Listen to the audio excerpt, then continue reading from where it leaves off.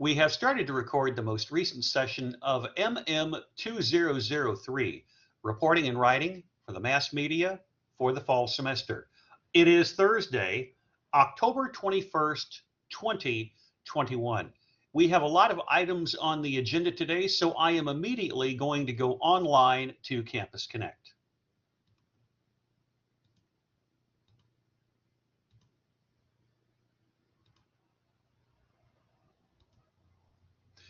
What you see in front of you are spring 2022 listings for mass communication.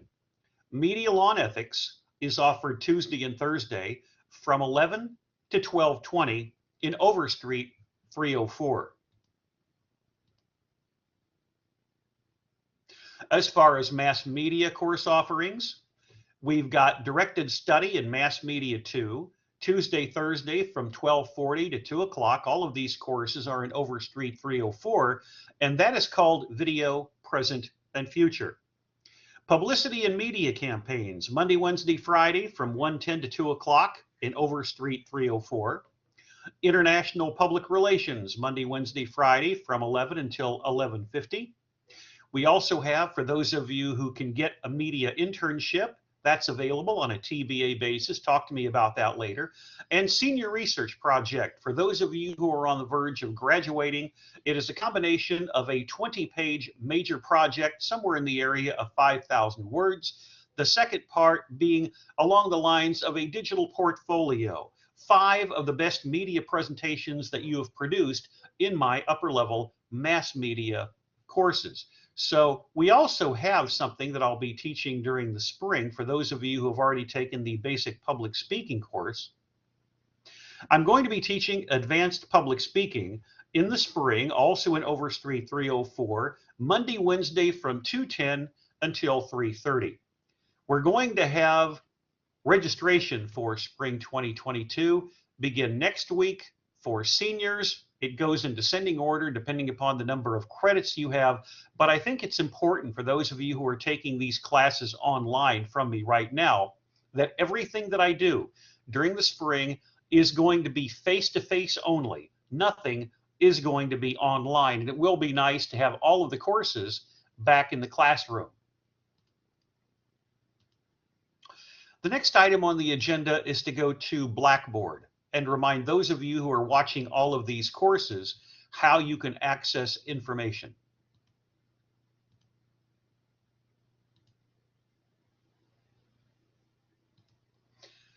Once you are at the Tools area of Blackboard, click on Ultra. This is in the Professor's mode. If you ever want to join a class live, that's how you do it. You join the course room that way. We're starting a little bit later today, a couple of technical glitches on Blackboard, but that's how you enter the room. This is where I set up the meeting sessions. Whenever you click on the vertical bars, the menu, you go to the recordings, and you'll notice that I have already tried to record 2 different versions of today's class, but we've had some technical difficulties, so I delete that. And I come in here and delete that, and it leaves you with a listing of courses. It actually is much more specific than this. It actually goes back to the letter A for the videos, but all of these you can download, watch at your leisure, either on Blackboard itself or from my website. I think it's really helpful to go back and watch these videos on more than one occasion, keeping in mind that at the instructor information area, anything that you need to know about me, and a link to the website, of course. But the most important elements here are the syllabus, which is also available on my website, all 10 pages, and then all of the assignments from 1 through 20. And speaking of assignments, before we do some research on assignment 12, numeracy, which is going to be due on Tuesday of next week, let's go to, in my case, Google Drive, and remind you of upcoming projects.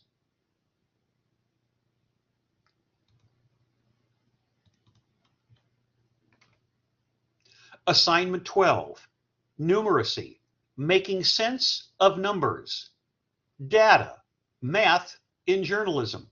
That is going to be due on Tuesday of next week. Not only do I have some research for you in a few minutes, but I also have some examples of 2020, 2019, 2018, and 2017 projects. Assignment 13, International Hard or Feature News, is going to be due on Thursday of next week. So by the time we get to the end of the month, October 28th, we should be through 13 out of the 20 assignments for this class, keeping in mind that visual journalism, the final project, is something separate. By the time we get to Thanksgiving break, we should be through 18 out of the 20 projects minimum, possibly the classmate blog critique, which is 19. As we return from Thanksgiving break, we usually have 1 full week of courses before finals. We can not only take a look at assignment 20, the wild card, but talk to some of you either by email or through being with us live in class, what your ideas are for the final project on visual journalism. Also remember that I've got the links to all of your websites here, and I think it's very helpful to look at those in real time. Not everyone is caught up to assignment 11 right now, but that's okay. We will get caught up ASAP. That's what it looks like for my dashboard.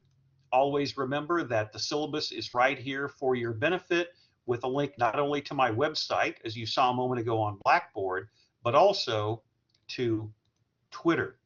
And speaking of Twitter, let me go there for just a moment, because I would like to give a shout out to a 2020 Southern Arkansas University mass media alumna. This is Jamia Evans. This is a tweet that I sent out yesterday from a screenshot via LinkedIn.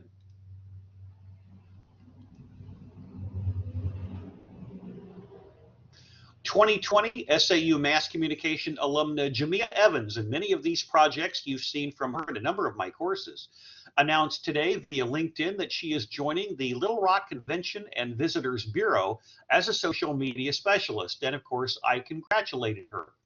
It's really important for those of you who are majors, mass communication with an emphasis in mass media, that you start to expand your marketing strategy to include a platform such as LinkedIn.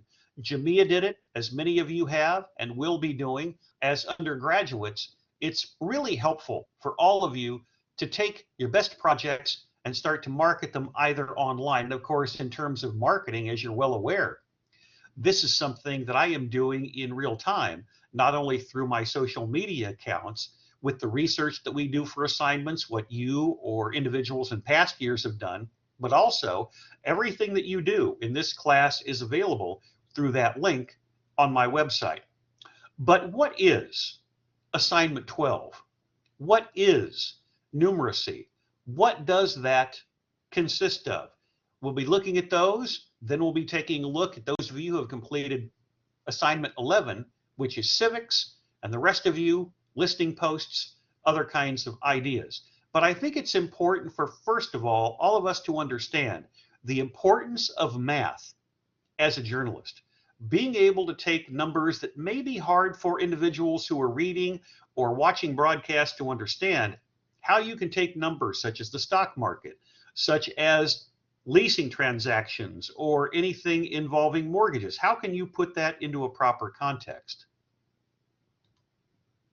Let's first of all do a search on something called numeracy in journalism.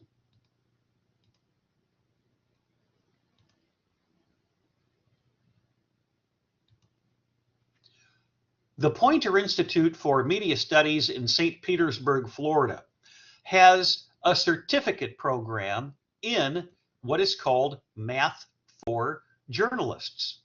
Your guide to writing about numbers accurately, ethically, and elegantly, with a quick review of how to calculate the basics. Now, I want you to think about something for just a moment. Imagine being a writer for an online publication, a newspaper, or a writer for broadcast, television, radio, and there is something that comes up as I indicated, it could be the stock market, it could be oil leases, it could be real estate. How can you take those numbers, those mathematical calculations, and put them in a format that is going to make sense to an audience? Pointer allows individuals taking the course to learn about writing numbers in a way that makes sense to a lay audience. The learning outcomes, quote, the importance of both precision and rounding, how to avoid meaningless correlations, what percent, percentage point, and percent change mean, how to write about polling numbers and common governmental data. Remember, a lot of stuff coming out of the government is numbers. Think about this $3.5 trillion infrastructure program, or human infrastructure, which now is probably going to be down around $2 billion. How can you take all of that data and put it into meaningful correlations that the audience will understand when reading or listening to it? Finally, how to calculate rate and think about risk. So the overview, learn to write about numbers accurately, ethically, and elegantly, and you can earn a certificate. Now, this is where it gets into the concept of numeracy. Previously known as the numeracy primer, the Math for Journalists certificate has been updated to help aspiring and early career journalists write about numbers with confidence. Well, it's not our responsibility, guys, to do the certificate here, but it shows you how professionals even can take this course and learn about writing numbers accurately. Reporters on the business beat or covering city government expect to deal with numbers in most stories, but they're not the only ones. Numbers crop up in media stories constantly. Science and health reporting, education, food, even weather. We challenge you to find a story about climate change, drought, or forest fires that is not full of numbers. And as our journalism confronts the age of big data, more numbers are appearing in more and more places. Only now they're dressed up as data and hobnob with fancy friends like correlation and analytics. What's a hapless journalist to do? Educators like me, high school or college, we encourage you to integrate this certificate into your classroom. Upon successful completion of the course, your students will receive a certificate to demonstrate their competence. Now, we're not going to be doing the certificate program, but it's important to consider this paragraph. Numbers crop up in the media, science and health reporting. Where would that come into play? Education, where would that come into play? Food, think about something that we really didn't have classmates do this year that had been done in the past for public records. The number of health code violations in local or regional restaurants. It does add up. Weather. If you're a farmer, you have to understand about moisture content. You have to understand about degree days. You have to understand about weather, moisture, temperature. All of those things matter. If you're a farm reporter, how can you put all of that information into a context regarding numeracy that people can understand? Now let's think about this from a real world context. Let's first of all go to Magnolia Reporter. We've been here before. What types of stories could you find on Magnolia Reporter that would deal with numeracy or numbers? Here's a federal grant awarded to the School of Architecture and Design at the University of Arkansas, which is $250,000. How would something like that be placed into lay terms? Here's a schematic diagram of a sustainable 1,400 square foot prototype module. How are all of these numbers going to help in terms of the amount of money for the grant to the School of Architecture and Design? What is going to, numerically speaking, in a 1,400 square foot prototype, how is that going to address multiple critical issues in Arkansas? Affordable housing. How much does affordable housing cost in Arkansas? Sustainability in terms of the types of resources that are available. Stewardship of the state's forests and environment. What is the percentage of forests that are being used for any type of usage for timber? Expanded employment opportunities. How many people could that potentially employ in economic development in the state of Arkansas? Now, that's just one story that we're looking at blind. Most of us are going to go back to public records to see whether or not bankruptcies, incorporations, oil and gas, City of Magnolia issues $130,000 worth of building permits. How can all of these numbers be placed in a context we can understand? Even something like Powerball. Even though someone might win $86 million in Powerball, are you going to get that in one lump sum?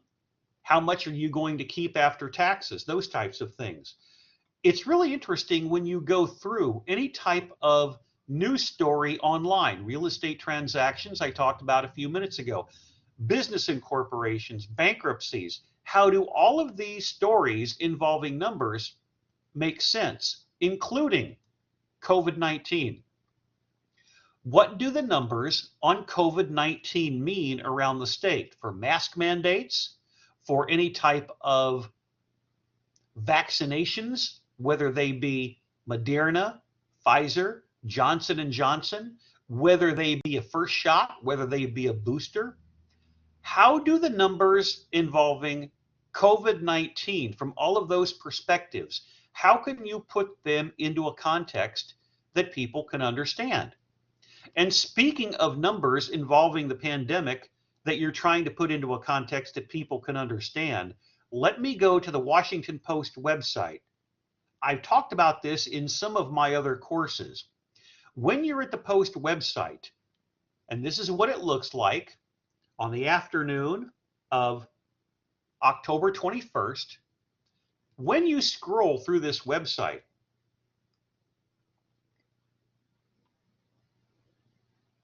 you will eventually come to Guide to the Pandemic. So I'll keep going. Guide to the Pandemic, and you click on this. And then you go to Vaccine Tracker. How can these numbers, from a numeracy perspective, be placed into context? 219.6 million Americans have received at least one or more doses of the vaccine, keeping in mind that soon individuals 5 through 11 are going to be eligible for the vaccine. 189.9 million people have been fully vaccinated. Almost 500 million doses have been distributed. Now, that doesn't mean they've been given out. 219.6 million people, one or more doses of the vaccine. Now look at these numbers. 57.2% of all Americans ages 12 or up are fully vaccinated. We are closing in on 2/3 of Americans with at least one dose of the three major vaccines, Moderna, Pfizer, Johnson & Johnson. And that data is accurate as of real time right now. Last week, almost 800,000 doses per day, a 6% decrease over the week before. How can those numbers be placed into a context that makes sense? What about the state of Arkansas? 5,800 doses a day, a 12% decrease over the week. 47% of all Arkansans have been fully vaccinated. 57% with at least one dose.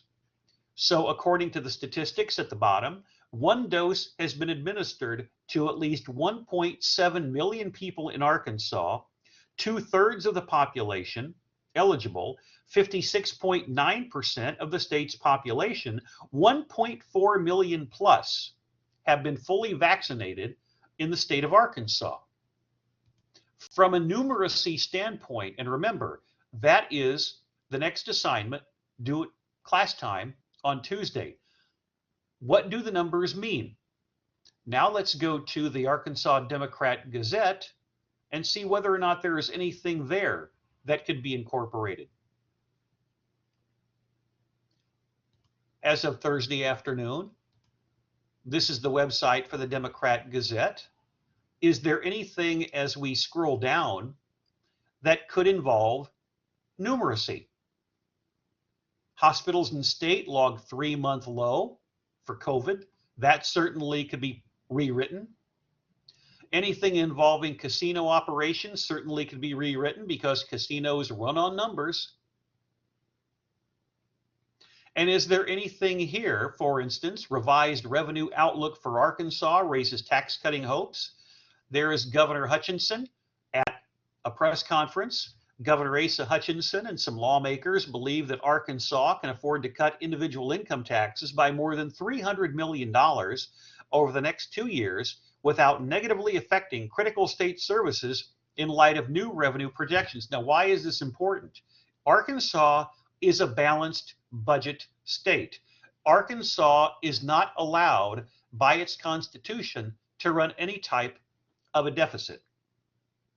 So here you have a story featuring all different kinds of numbers. Fiscal year 2021, 22, 23, all of the revenue sources in the state from individual income taxes, sales and use taxes, corporate income, tobacco insurance, and you get the idea, miscellaneous and many more. Why is that important for people to understand from a common sense perspective? How can you take any of this data and rewrite it in such a way that a layperson could understand? At his weekly news conference Tuesday, Hutchinson outlined an income tax plan, this paragraph, that finance department officials project would reduce revenue by $133.25 million in fiscal 2022, $293.9 million in fiscal 2023, and $321.3 million in fiscal 2024. What does this mean for the average Arkansan? What does it mean in terms of how much less money would be taken out of paychecks? You've got a lot of numbers, you've got a lot of statistics, you've got a lot of percentages, but what does it mean from a lay perspective? And this story, as you can see, goes on and on and on. So now let's quickly scroll to the top. How could a numeracy story be projected onto the local level? Let's say that you find a spreadsheet online from a school district. How much money is being spent on school buses, on school bus drivers, on gasoline? How much money do custodians get for salaries? What types of maintenance fees are involved for different types of school districts? What are the salaries of teachers? All of that data is available on some website. It's your responsibility as a media professional, as would be the case here with Governor Hutchinson, to take all of that data and put it in some type of perspective as a media professional that a layperson, as I indicated before, can more easily comprehend.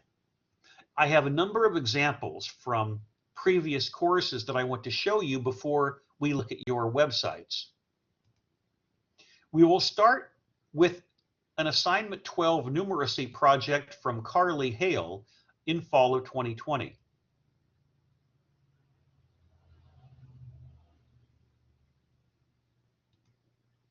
Here's what she decided to do. She's looking at an international story based in India. You have a teacher in India who is part of a pioneering program that uses private money with a link to improve students' literacy and numeracy in schools. There is one of the photos. The program offers free to low fees for students to attend. Its funding comes from social impact investors who receive a return linked to the project's success, also with a link. The United Kingdom released the first social impact bond nearly a decade ago. Since then, education in lower income nations has become a new target. Social impact bonds make learning better by enlarging an education's funding from private and nonprofit organizations with a link. As you can see, the link disappears when you scroll over it. Their goal is to offer schools better encouragement and accountability. So what is being done here is taking all of those numbers on numeracy and literacy on school studies in the country of India and putting them into a document that can be understood. The teacher is a beneficiary of the Quality Education India Development Impact Bond, which launched in 2018. Various other bonds for other countries have been released as well, but all bonds have a common theme to improve the standard of education over a given period with a link. And then she takes a screenshot and incorporates it into her copy. There is another link involving 600 Indian schools learning twice as fast as their peers in comparable schools with a link. And then there is another link from the organization founder, quote, "The key to success, if offering flexible forms of supplementary education, deploying village-based volunteers to persuade families to send their girls to school." And you've got numbers down here that help describe the story from 2 additional screenshots that have been edited and placed on the screen. It's a little small for you to see on your screen, but I can see it on mine. Education impact bonds on top. Low and middle income countries in 4 different categories. On the bottom, education impact bonds for developed countries in the categories of number of projects, number of individuals served or targeted, the third being the amount invested, and the fourth being the max potential outcome funding. So education in another country is being placed into a more palatable, readable understanding from what Carly Hale did 1 year ago on numeracy. And I think she does a really good job here. Let's go to the fall of 2019 for a numeracy assignment. This is Christy Glass. She has a very professional web setup.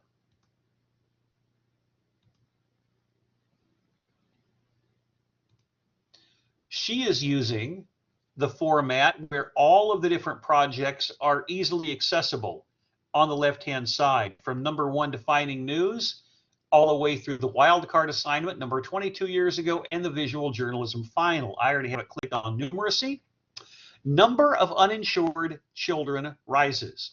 Quote, "Children depend on their parents or guardians to get health insurance, but if they cannot get insured, children cannot get the treatments they need." According to a recent study, with a link, conducted by the Georgetown University Center for Children and Families, with a link, the number of uninsured children in the United States has increased by more than 400,000 between 2016 and 2018. This increase brought the total number of uninsured children to more than 4 million and caused the rate of uninsured children to rise from 4.7% to 5.2%. Now, before we go on, notice the interweaving of graphics into her narrative. Rate of uninsured children from 2008 to 2018.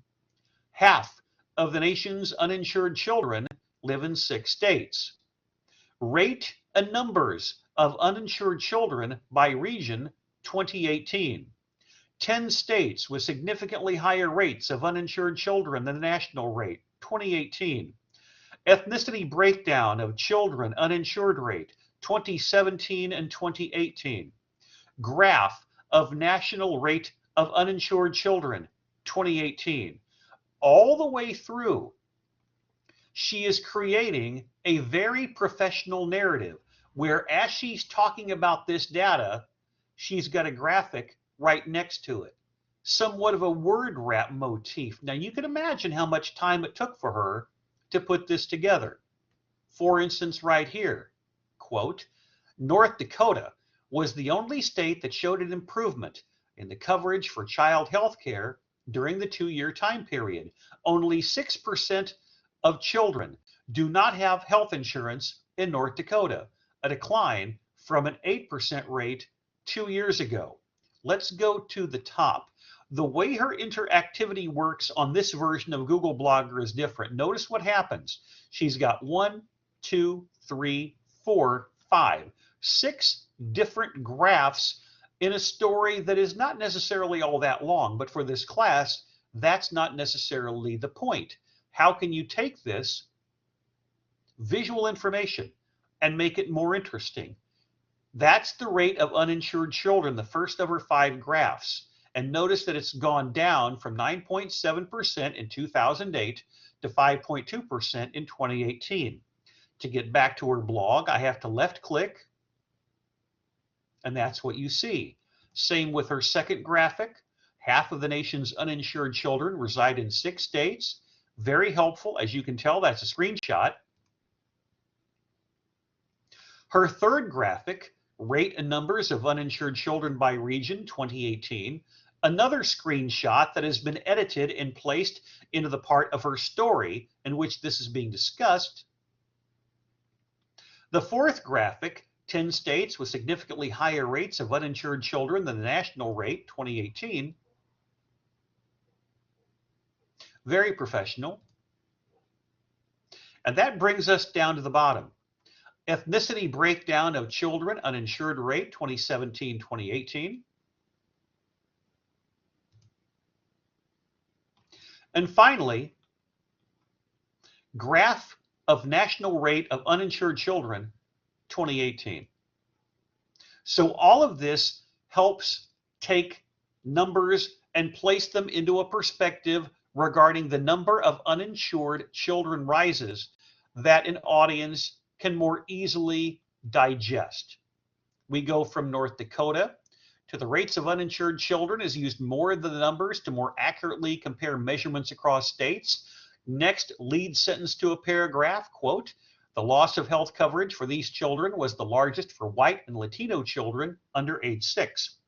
Next lead paragraph, quote, the decline in coverage also occurred during a period of economic growth, meaning that children should have been getting more or better health coverage. Next, according to the authors of the Georgetown report, the drop in healthcare coverage can be attributed to actions of the Trump administration, writing in third person all the way through. Finally, here is the lead sentence for her concluding paragraph. The Georgetown University Research Center launched a data hub with a link along with the report. Now think about this. She's got 1, 2, 3, 4, 5 sources at the bottom for all of that data produced roughly 2 years ago. She's got from bottom to top 1, 2, 3, 4, 5, 6, 7, 8, 9 medium-sized paragraphs for assignment 12 numeracy, number of uninsured children rises. Really, really well done. Whenever you're trying to think about, oh, what's an example of numeracy, putting numbers into a more palatable context for your readership or your audience, Christy, what you saw from 2019, and Carly from 2020 are 2 excellent examples. But I think in these videos, it's really important to provide as many different examples from as many different years as possible. Now let's go back to 2018. This is Suzanne Lanou, and she's looking at the lottery. Remember, we just scrolled through that story. We didn't click on it on MagnoliaReporter.com for this week's winning amount in Powerball.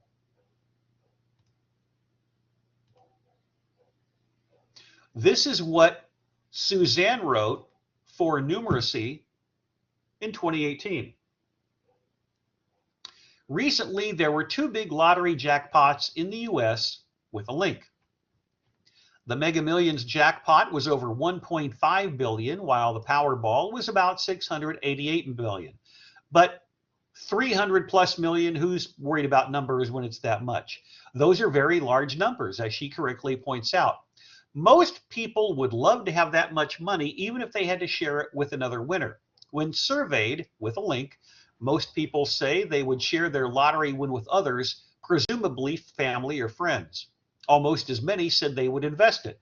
The rest would quit their jobs, pay off their houses, or travel. With that much money, though, you could do all of the above. And then she leads into a story. Now, all of these are graphics associated with it on the lottery curse, meaning that people thought they had it all, and all of a sudden, for some folks, their lives actually, and ironically, go downhill. Many winners end up spending or losing it all with a link. One couple with a link built a water park. Experts say you should be prudent. Hire a good financial advisor. Think about how much money is going to be gone in taxes. Take certain steps. And here you've got, from Mega Millions, some advice. There is actually jackpot, $1 million. If you buy a ticket with a group from work, make sure to be careful beforehand, taking these steps so there are no hard feelings afterwards. Does that open in this window? It does. This is 3 years ago, so I wasn't sure whether or not everything would open in the same window. There is the story, some Denver Broncos action behind it. That is tonight's Thursday night football game. Lottery. Wait. Read these tips before joining that Mega Millions office pool. Playing the lottery is not a retirement strategy. If you won the lottery, what's the first thing that you do when you know you've won? And I feel like I should come back on camera for this, but I'm not. Go to a lawyer. That's the first thing that you should do. And hear stories about people who won. The problem is most people don't expect to win. So if you're going to share a ticket, make sure that everybody knows up front what the rules are. Here is a graphic from Mega Millions. And there you've got the jackpot. These are the odds. This is a perfect example of numeracy, putting numbers in context. If you're going to win a Mega Millions with Megaplier at the bottom, jackpot, as of 3 years ago, the odds of winning the jackpot are 1 in 302 million. Winning $1 million, 1 in 12.6 million. All the way down, if you win a $2 prize, the odds are 1 in 3. That's not bad. So these links actually do open up in the same window. So for the record, let's go ahead and show you what all of Suzanne's graphics look like. That's a screenshot of a lottery curse, and there is a generic Powerball graphic. Now let's continue to scroll down. Remember, the different colors, the brown means it is interactive. The odds of winning either a jackpot were 1 in 300 million. According to a math professor, the odds are very small. You're more likely with a link to get struck by lightning, give birth to quintuplets without fertility drugs, or be killed by a vending machine. You have to be careful about those vending machines. They can creep up on you. And then there are many silly things that can happen. A smart man used math to win the lottery in various countries. You have seen some mathematical equations for some individuals used in Jeopardy, but that's a game show. You're much more likely to strike it rich if you go to Vegas, but the slot machines are something that you probably don't want to do. They're there more for entertainment purposes only. All of those casinos that are on the Strip in Las Vegas are there primarily because of all of the people who bet and lost. Slot machines and the big wheel have worse odds than the other games. Good luck. And she's got go to Vegas, play at a local casino, Oaklawn and Hot Springs, the odds of blackjack. And then here's the final graphic involving someone who had won the lottery. So that's what she did 3 years ago. That's a really good example, guys, of putting numeracy, numbers, the lottery, put all of that into context. Now leave that on the screen for just a moment because that shows you that it may be in theory a good idea to play the lottery, but don't go in with the idea of winning. Just like going to Las Vegas. Those are 3 of the 4 examples that I wanted to show you today for assignment 12 numeracy due on Tuesday of next week. Now let's go back 4 years. This is Houston Taylor.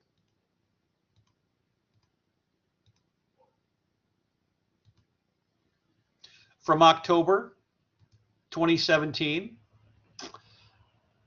His numeracy project is examining more than 24 shocking texting and driving accident statistics. And he's got a generic graphic on Google Blogger. Close to 1.5 million people die in automobile accidents every year.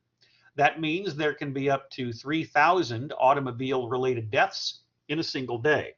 Now remember, when I was showing you the data on the Washington Post website to the coronavirus pandemic, we were looking at the number of people who every day were being vaccinated, roughly 800,000 to 900,000 people every day still being vaccinated. What we didn't look at were roughly the 750,000 people that we know of who have died from COVID or COVID-related symptoms.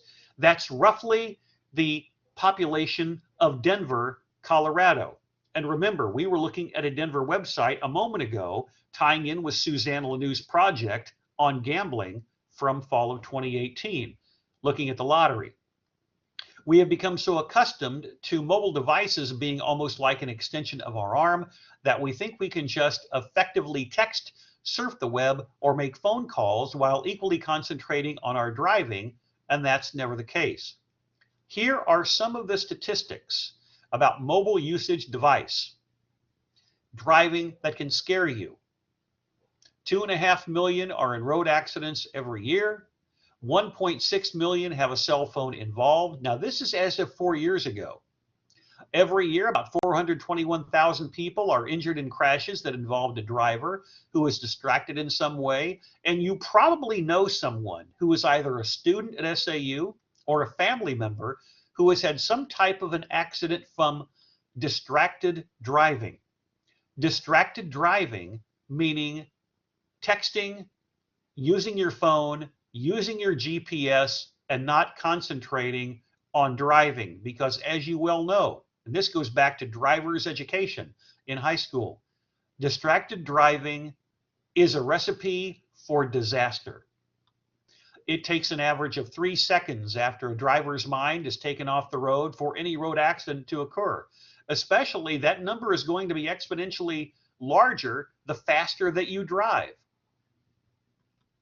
Reading a text message while driving successfully distracts the driver for a minimum of 5 seconds. And the data goes on and on. When you compare this to the 2.8 times more risk than dialing a number on a phone imparts, you know that you're playing with fire. Now look at all of these statistics, and it ties in with numeracy. 94%, 35%, 400%, 25%, 10%, 20%. 82% of American teenagers own a cell phone and use it regularly to call and text message. 77% of adults, 55% of teen drivers say they can easily manage texting while driving. You can say that, but is it true? Probably not.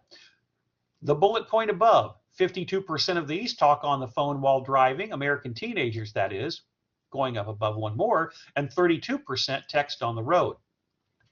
Final statistic, quote, the bullet point indicates that 48% of kids in their younger teenage years have been in a car while the driver was texting.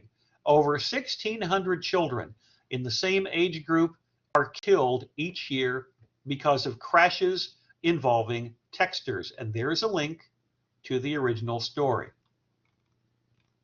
So in the case of Houston Taylor, 4 years ago, he's looking at texting and driving accident statistics. From 2018, we've got Suzanne Lanew looking at the numbers with playing the lottery. From 2019, we have Christy Glass looking at the number of uninsured children rising. And last year, we had numeracy from India with Carly Hale, and how students' literacy and numeracy was being assisted by the use of private money.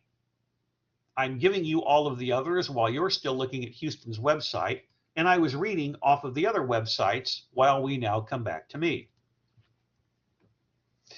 Those are really excellent examples, including what we were examining from the Washington Post, MagnoliaReporter.com, Arkansas Democrat Gazette, putting numbers in a more realistic perspective. Before we go to most of your websites to see where we are with current assignments, Let's go back to the Poynter Institute for Media Studies. This is based in St. Petersburg, Florida, and I have to double check all of my links before I go there, because right now I'm looking at coronavirus data from other sources, and I'm just scrolling back. There's magnoliareporter.com. There is the Wood story, the first one we looked at. Now, that's the nice part about scrolling back in real time on one link. Here is the Poynter Institute one more time. We're not taking the certificate course, but it's helpful to remind all of you about how numbers can be written accurately, ethically, and elegantly.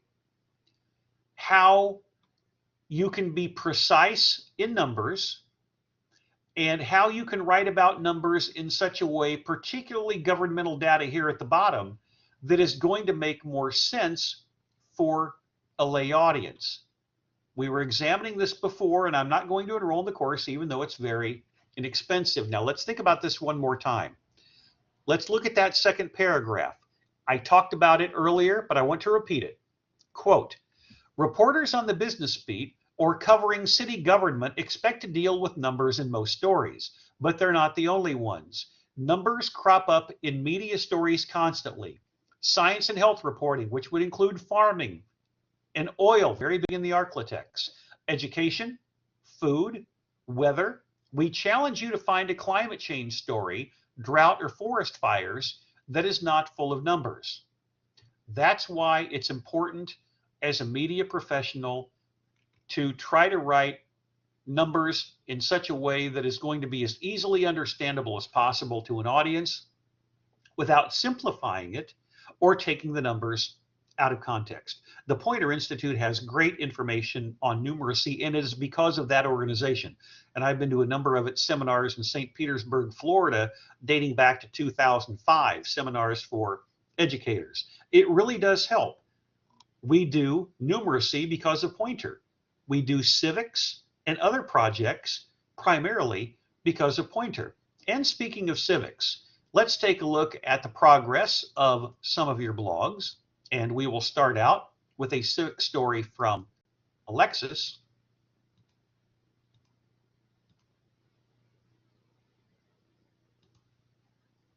Keeping in mind that civics is assignment 11, and that's what her project looks like.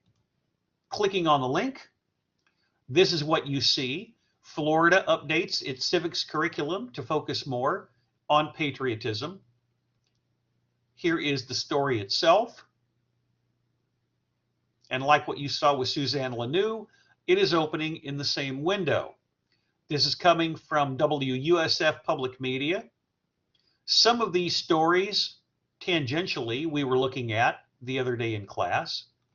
The governor of Florida is directly in front of the seal of the state, and you've got other folks who are lawmakers.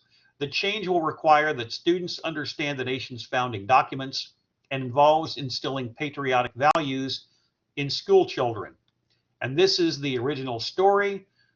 The curriculum and exams will be underway by the 2023-24 school year. That's the story itself, the link that was provided in the story. That brings us back to Alexis. So we've got 1, 2, 3, 4 different stories, all dealing with civics in the state of Florida. It's called Civics, Economics, and Geography. And there are many students around the world who aren't necessarily great at geography as well. So here is the context of her story. Among other things, quote, the new ruling allows for students to understand the nation's founding documents. This rule will also allow school children to have patriotic values. She also stated that the new curriculum will be represented on the exams at the end of 2023-2024. And if I wanted to, or she wanted to send this out on social media, as you're well aware, that's the platform format that you use. That is what Alexis did for civics. We go back on the arrow, and this is what her website looks like in real time, from the current project, assignment 11 civics, all the way down to number 1. You recall when watching a previous video, we spent quite a lot of time when Alexis was here live looking at some of the fires in California and what is news.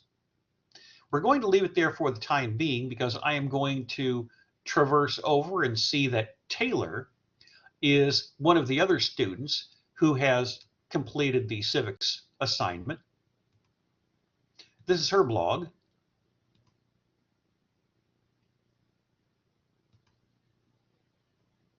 Clicking down to read more, we've got, as was the case with Alexis, 1, 2, 3, 4 different links. So she's looking at the state of Florida also. She quotes Teddy Roosevelt here at the outset, and this should open the same window. She's got his definition on Wikipedia. Theodore Roosevelt, the youngest person ever to become president at the age of 42.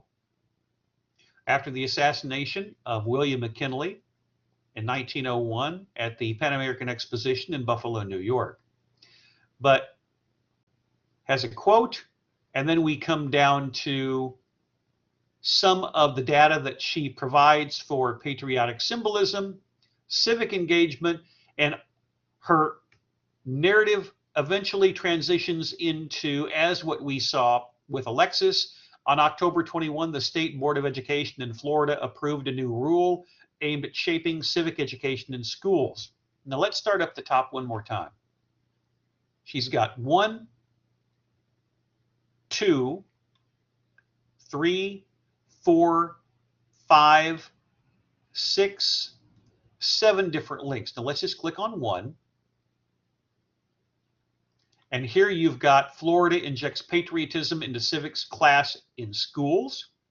You had the same story from a different source. This one is from Orlando.com. You'll remember that the same story, it's the same story idea, not the same actual story word for word, from Alexis came from WUSF. Notice the writing of the news story itself.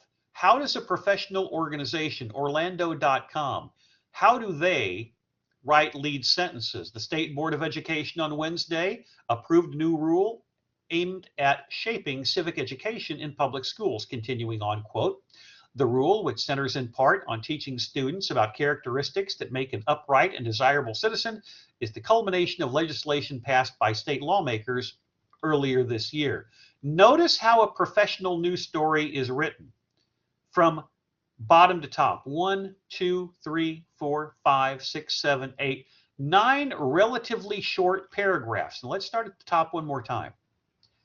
There's the headline to the story, a subhead, Dateline Orlando, Florida. Notice how short the paragraphs are. Short, concise, to the point. How is a lead sentence written with the who, what, where, why, when? Usually at least 3 of them are going to be in the lead. Start to look more and more into how professional news sources are writing and reporting their stories. That's very important. Now we'll come back to her blog.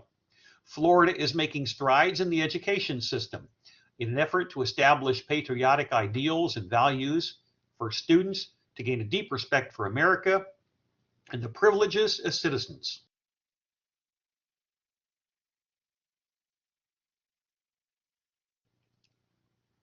And that is the end of the story. With all of the links, all of the graphics, let's look at more than one that she provides here, from a website called Cyber Civics, provided by the Kansas Secretary of State office. And this really shows you all of the different ways you can access information. There is the Roosevelt quote. All of this information, including Lyndon Johnson, president in the 1960s. More information such as provided by Taylor here gives you credibility as a reporter. And that's what it looks like before you get to read more.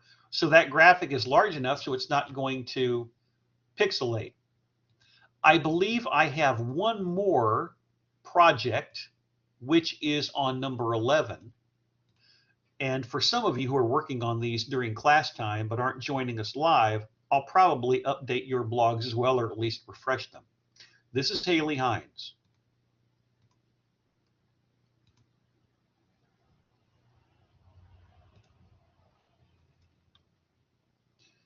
And this is what you find when you click on civics.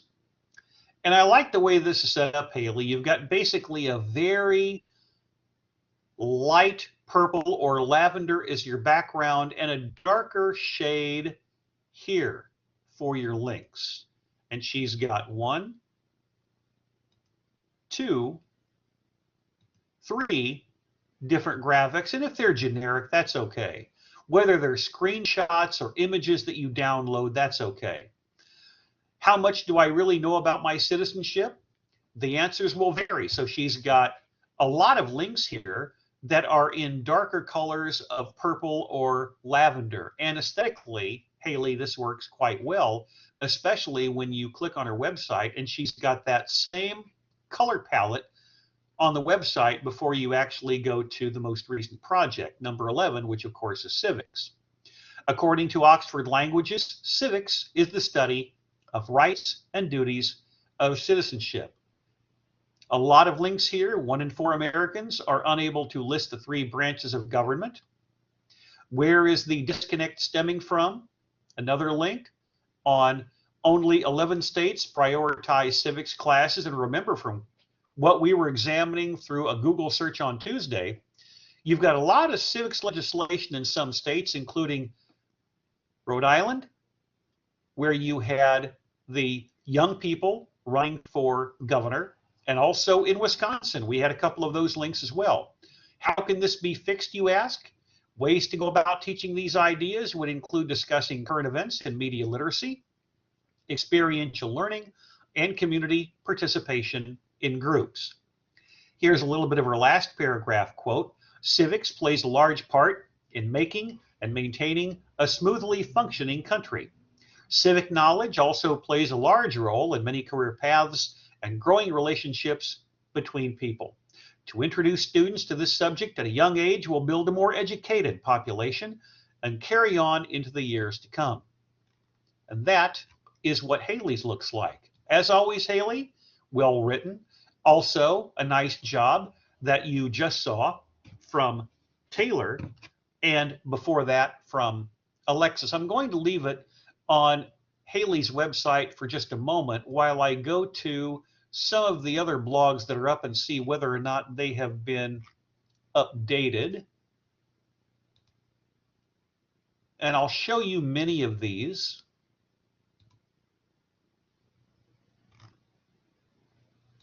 In the meantime, you're looking at hers, just double checking everybody's.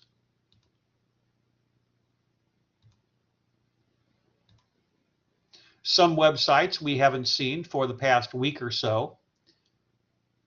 Will come back to me for just a moment. For the record, where are many of your classmates as of right now? Understanding that there have been some issues with the Blackboard app, and not everyone's going to be at assignment 11. Let's go to Carlin's website. She is on assignment 10, which is listening posts.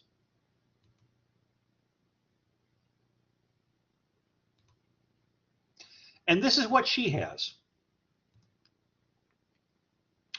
Before a week ago, I probably wouldn't have been able to halfway tell you what a listening post is. Is that Carlin's voice? Yes. You don't hear halfway in copy all the time, but that's acceptable. Here we've got a graphic for listening post, a generic food graphic, a generic graphic, and that is look like Chick-fil-A Express. And there we've got the SAU volleyball team. and Carlin is in there somewhere. I realize how many around me daily, now learning what this is, I should say, I realize how many are around me daily. Living on a college campus means that you have access to many types of listening posts anywhere you look in any shape or form. She talks about, among other things, the cafeteria, friends, with also being on a sports team with people from many states and a variety of age groups. You never miss a beat. We spend the majority of our time together, and this results in talking about our entire day along with all of the new information we had picked up on since the last time we saw one another. Friendships are one of the main roots of listening posts. Having a broad friend group expands the availability you have to new information. So again, she's got a generic listening post graphic. That looks like Panda Express, but don't quote me, but it looks like Chinese food. I can't tell, but certainly from a distance, maybe it's just wishful thinking. There you've got Chick-fil-A Express. Now, some of these may be generic graphics. This one, of course, is not. With the 2021 Southern Arkansas University volleyball team, and Carlin is in there. One of her listening posts. Nice job. And that's what her website looks like when you start to scroll down all the way through. I don't know, I thought on some of these, the further we go on during the semester, you'll have to click to get down to number 1. But that's what it looks like right now when you click on the link at the website.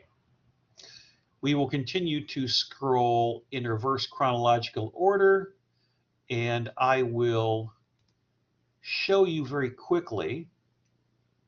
I want to refresh this to see whether or not it's been worked on. I'm just going to show you the top of her website because we looked at Joanna's the other day. That's what hers looks like when you click on the link. I am a very outgoing individual and proud mother of 2 handsome boys, ages 5 and 8, and that is her profile. And we'd examined her assignment 10 the other day. She was doing it from a slightly different perspective with Grambling University and some of the shootings that have taken place there recently. This is what Courtney's looks like in real time, and I believe it looks like she's in the middle of editing something. So we'll leave it right there for the time being. And as I indicated before, Courtney, I don't know whether or not we're getting that shredded paper motif from the way in which the website reads it in this format or not. You may want to experiment with some other formats to see whether or not this type of effect comes into play. But these are always going to be works in progress for editing. Seth is at number 9. We looked at this the other day, but I'll show you what his website looks like as of right now. Public records, state, national, or international, from number 9 down to number 1, and then we just click on his name, and we see right at the top. We'll continue to scroll back to someone that we haven't seen for a couple of weeks, and this is Trey.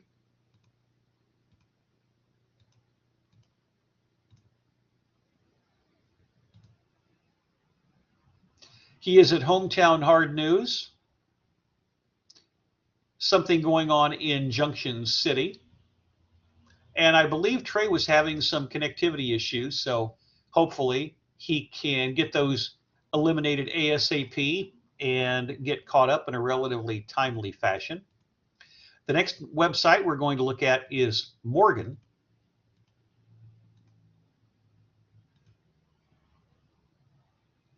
Who is in the process of getting caught up. I like the way that her blog looks up at the top, and she is still getting caught up with her projects, but as of right now, this is what her website looks like from top to bottom and then back to the top.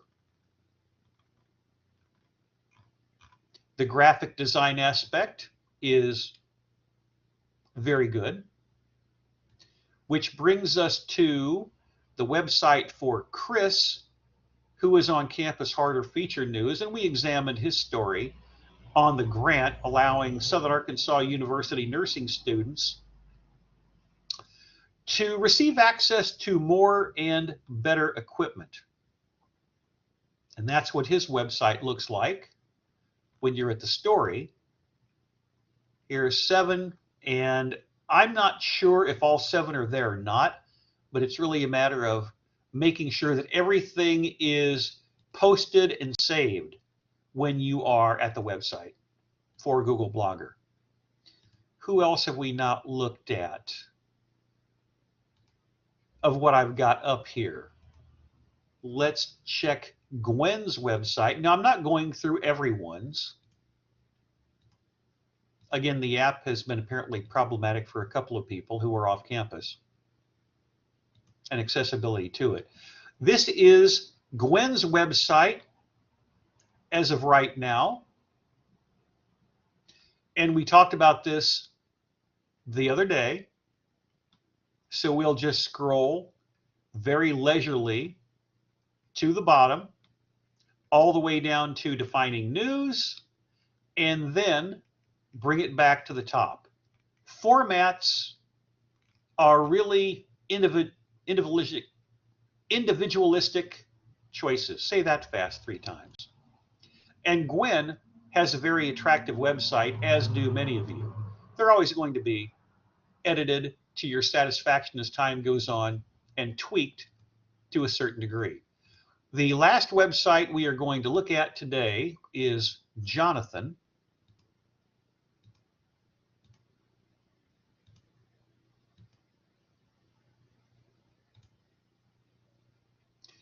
And he is looking at campus crime. You have an Alabama community college professor taken into custody for sex crimes.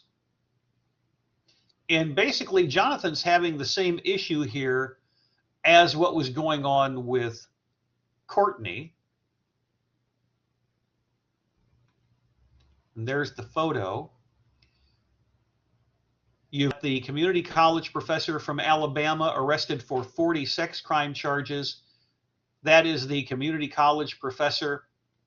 And she was arrested for 30 charges of sexual abuse. There were no court records available to show whether or not she was present with a lawyer, $500,000 bond, and there is the story at the bottom. And it's very important, as Jonathan did here, to provide a link to the story. This is from the Dothan Eagle. This is Dothan, Alabama. And there is the story. There is the person taken into custody. Special agents arrested her on October 5th after a search warrant. And you can see all of the specifics with the charges. And from that Dothan, Alabama newspaper story, from which he provided the link, if I like this, as I showed you earlier with the website from Alexis, I can go online and make sure that people know that it's available. But that's a creative way, Jonathan, of putting it together, where he's taken his story and just basically pieced it online, and there's a link to his original source. So you can tell that Jonathan has rewritten it, placed a link at the bottom, so I know it's his work. Click on his name, and in time, I'm guessing he will get caught up. So as we conclude the proceedings for today, a reminder that we need to go back to Google Drive for just a moment for what's going to be due next week.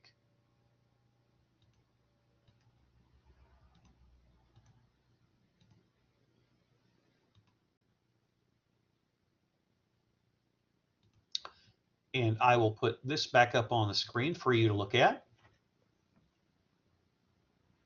We've got assignment 12, numeracy, due on Tuesday of next week. Assignment 13, international hard or feature news due 1 week from today. So for all of you, and I realize with an online course, not everyone is going to be working at the same pace for a variety of reasons. But please make certain that you are as close to assignment 12 by Tuesday as possible. Continue to experiment with formatting for what the blogs look like, and continue, as I indicated, with a story from Taylor's link from the Florida Civic Story. How do professional news organizations write stories? What are their paragraph structures? What are their lead sentences? Who, what, where, why, when? How are they writing the stories in such a way that is relatively compact and easily readable? In your case, with numeracy on Tuesday, it's a matter, as I've said many times already today, but I'll reinforce it one final time. How can you take a numerically or mathematically based story without simplifying it or taking it out of context and writing it in terms that an audience can readily digest? That's why the Pointer Institute data for that certificate course was placed on screen at the beginning and near the end of class. And the other stuff we'll be working on, I'm guessing at some point in the next couple of weeks, we will take a day off from an assignment being due. As long as we get to assignment 20, the wild card, sometime after you return from Thanksgiving. So this is my focus right here, right now, making certain that for all of your projects, they are written as cleanly as possible, as factually accurate as possible, getting rid of excess verbiage, and trying to take yourself out of the equation in terms of personal opinions, because you will get, as you can see on the screen, later on, assignment 16, opinion for a local issue, or assignment 17, opinion for a state, national, or international issue. Let me go back to Blackboard for just a moment. And I'm going to put it into the student preview mode before I show you the link. Here is the home page in the student preview mode. Always remember, for those of you who are off campus, how you access course videos. Tools, Ultra, menu, the vertical bars, recordings. Now this does not go down to the letter A. What I could do is go to recordings in a range, and on the far left-hand side, as some of you might, I just go August 1st. Or if you wanted to be specific, go to the first day of class, August 18th. And you've got 2 pages of videos listed. Today is going to be in, but if you go to page 2, all of these videos on these 2 pages are what we have done so far on Ultra, going back to the last day of August on page 2, and then on page 1, all the way up until Tuesday.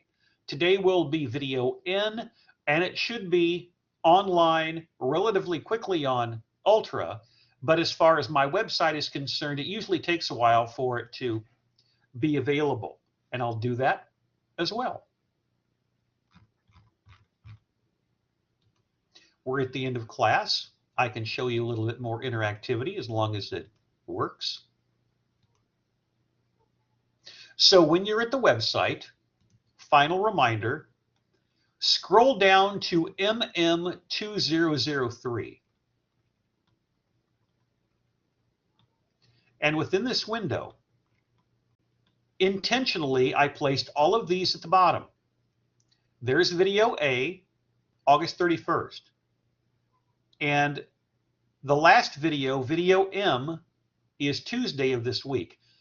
I have no control on what the screen grab looks like or what the video that Google Drive chooses. This is different than YouTube. It's just a random video frame. Some of them are me. As you can see, moving on to the next row, some of them are videos from your websites during class. This just so happens it came from the website of Alexis when I was talking about that on Tuesday. All of that material is available. A reminder as we close for the week that take a long look at your classmates' work from 2021, but it's really important. You saw, I went back 4 years for different projects on numeracy because this is not the easiest project to complete. Putting numbers in a more easily readable and understandable context for media consumers, but I'm sure you'll do a fine job. We will continue on Tuesday of next week, looking at your blogs, looking at your progress for all of the assignments so far. Please make sure you get caught up ASAP. We are already 2 months into the semester and time is a-wasting. We've got 4 full weeks of class before we get to Thanksgiving week, and a lot of work yet to be done. A lot of research yet to be done.